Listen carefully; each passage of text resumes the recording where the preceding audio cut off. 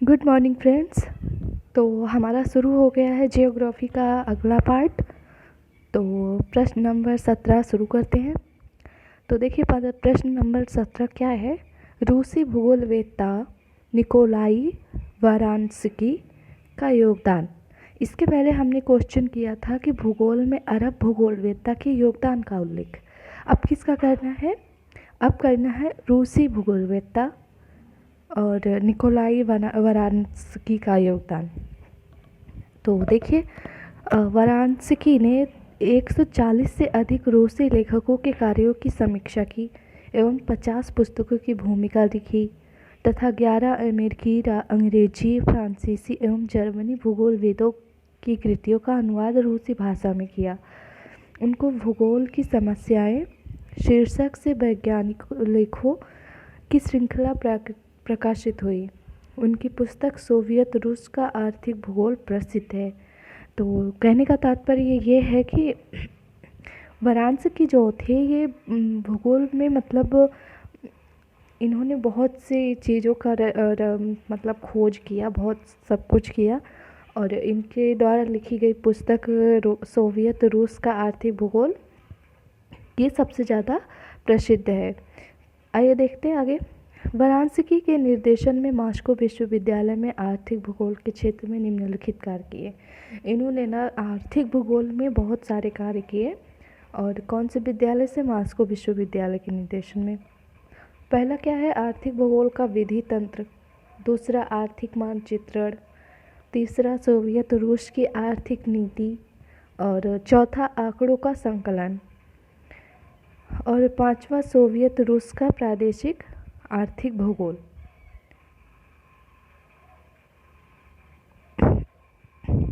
अगला देखते हैं। प्रादेशिक यूरोप से क्या तात्पर्य है? तो प्रादेशिक यूरोप तो अपना मतलब एशिया के बगल का ही है। इसमें समस्त पृथ्वी का अध्ययन एक साथ करने के बजाय पृथ्वी को मिलती जुलती समान भौगोलिक दशाओं वाले समांगी प्रदेशों में बांट दिया जाता है, जिनसे प्रत्येक क्षेत्र के अंदर भौगोलिक दशाएं प्रायः मिलती जुलती सी होती हैं तथा प्रत्येक प्रदेशों में किसी प्रकार की आंतरिक संबद्धता होती है। प्रत्येक प्रदेश में भूगोल के विभिन्न तत्वों का उस समस्त क्षेत्र में कैसा रूप है, यह अध्ययन किया जाता है। प्रादेशिक सीमांकन कई आधारों पर किया जाता है। तो प्रादेशिक भूगोल से ये तात्पर्य है कि मतलब जब मतलब कौन से प्रदेश में क्या क्या हो रहा है, हर एक चीज़ का मतलब सभी चीज़ें मिलती जुलती हो रही है कि कहाँ चक्रवात सेम आए, कहाँ क्या हो रहा है, तो सारी चीज़ें क्या है? प्रादेशिक भूगोल है। आगे देखिए क्षेत्र वर्णनी विज्ञान क्या है, तो इसे भी देख लेते हैं। भूगोल को क्षेत्र वर्णनी विज्ञान के रूप में प्रतिपादित करने का श्रेय जर्मनी के दो भूगोलवेत्ताओं रिchthofen और हैटनर को है। दो भूगोलवेत्ता जो क्षेत्र वर्णनी को मतलब प्रतिपादित करते हैं वो कौन कौन से हैं? रिchthofen और हैटनर। तो रिchthofen ने भूगोल को क्षेत्र वर्णनी विज्ञान बताया है, अर्थात भूगोल में पृथ्वी तल की क्षेत्रीय विभिन्नताओं का अध्ययन किया है। मतलब जो पृथ्वी पे जो विभिन्नताएं पाई गई हैं, जो अलग अलग प्रकार की जातियां जनजातियां पाई गई हैं, उन सभी का अध्ययन किया गया है। और हैटनर के द्वारा 1905 में भूगोल की परिभाषा करते हुए इन्होंने क्या कहा था? तो भूगोल पृथ्वी का क्षेत्रीय विज्ञान है। इसमें क्षेत्रों का अध्ययन उनकी विभिन्नताओं और स्थानिक संबंधों के प्रसंग में होता है। तो मतलब इनका कहने का तात्पर्य ये है कि जो पृथ्वी पे विभिन्नताएं पाई गई हैं उनका क्या संबंध है, किस प्रकार से वो आते हैं, किस प्रकार से होता है, उनकी क्रियाएं क्या हैं, ये परिभाषा हैटनर ने दिया है।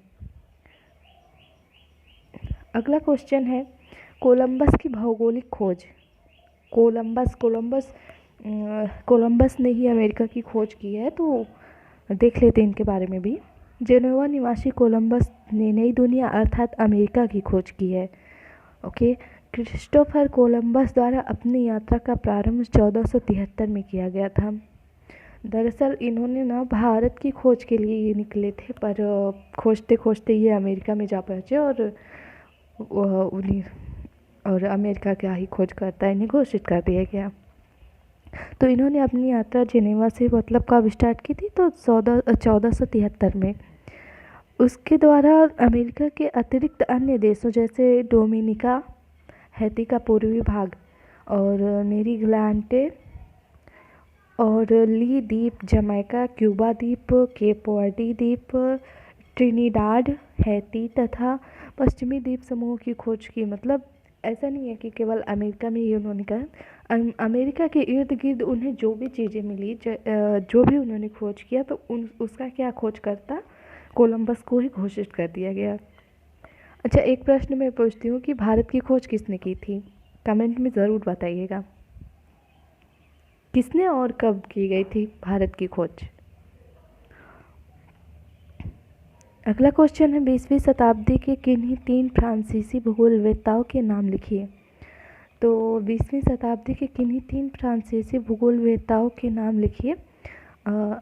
इसका आंसर क्या है कि 20वीं शताब्दी का मतलब सन 1800 में, नहीं 1900 में, जैसे हम एक बढ़ा के बोलते हैं ना 1900 को 20वीं सदी। अभी क्या है 20वीं चल रहा है, तो हम लोग क्या कहते हैं 21वीं सदी चल रही है। तो इसी प्रकार 20वीं सदी मतलब क्या 1900 से स्टार्ट। तो 19वीं मतलब 20वीं शताब्दी के निम्न 3 फ्रांसीसी भूगोलवेत्ता प्रमुख थे। कौन कौन से? विडाल डी ब्लास, जीन ब्रून्स और डिमार्जिया। अगला है प्रमुख ब्रिटिश भूगोलवेत्ताओं के नाम। प्रमुख ब्रिटिश भूगोलवेत्ता कई हैं, अनेकों होंगे, लेकिन हमें कुछ का नाम याद रखना है। तो जैसे मैकिंडर, सेकेंड है हर्बर्टसन, तीसरा राक्सबी, चौथा फल्यूर, पांचवा बुलरिच और छठा एल.डी. स्टाम्प, सातवां है चोर्ले एवं हैगेट आदि। होमर की 2 पुस्तकों के नाम लिखिए। तो होमर भी एक भूगोलवेत्ता ही थे और इनके द्वारा लिखी गई 2 पुस्तकों के नाम कौन कौन से हैं? तो एक इलियड है और दूसरा ओडिसी। तो देखते पढ़ लेते हैं। होमर ईसा पूर्व 9वीं शताब्दी के प्रमुख यूनानी विद्वान थे, यूनान के ये थे, और इनके द्वारा मैंने पहले ही बता दिया कि इनके द्वारा लिखी गई इलियड और ओडिसी। किन्हीं 3 अमेरिकी भूगोलवेत्ताओं के नाम लिखिए। तो भूगोलवेत्ताओं के नाम विलियम मॉरिस डेविस फर्स्ट है, कुमारी सैम्पुल डेविस सेकेंड, हंटिंगटन ये थर्ड है। नाम याद रखिएगा आप। 25वां क्वेश्चन है कि किन्हीं 2 रूसी भूगोलवेत्ताओं के नाम लिखिए। तो कौन कौन से हैं? लोमोनोसेव और डैकुचायेव। पढ़िए। सोवियत संघ में 9वीं से 19वीं शताब्दी तक भूगोल का विकास यात्राओं और अन्वेषणों से हुआ।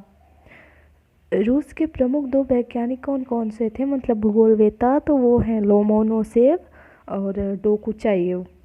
तो नाम थोड़ा डिफ़िकल्ट है, तो इसे 2-3 बार आप नाम ले लेंगे तो याद हो जाएंगे नाम।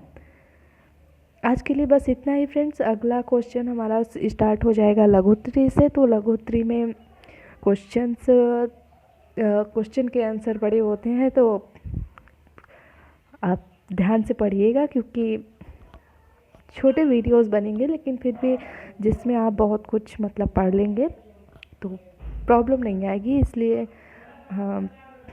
आगे का जो वीडियो होगा वो लघुत्तरी से आएगा। तो आज के लिए बस इतना ही। अभी तक हमारे पीछे के वीडियो नहीं देखे होंगे तो प्लीज़ पहले उन वीडियोस को देखें। Okay friends, thank you so much. जय हिंद।